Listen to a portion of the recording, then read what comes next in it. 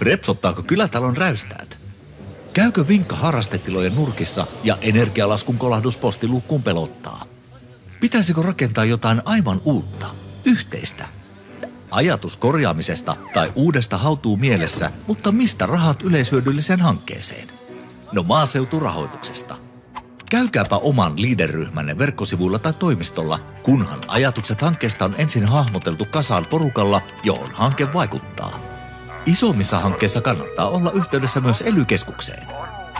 Outokairan verkkosivulta löydät myös tukimateriaalia ja mallipohjia, vaikka kustannusarvion tekoon. Ammattilaisen avulla voi arvioida resurssit ja kustannukset realistisesti.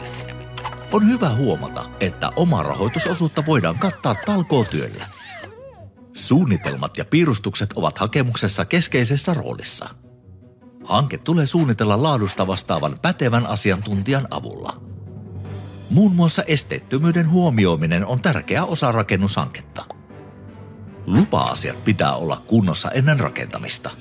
Luvista saa tietoa kunnan rakennustarkastajalta. Hankehakemuksen täyttö tapahtuu sähköisesti Hyrrä-järjestelmässä. Kun hakemus on valmis, voit aloittaa hankkeen toteuttamisen omalla riskilläsi, kunnes rahoituspäätös on saatu. Näin yhdessä tekemällä maaseutu pysyy elinvoimaisena.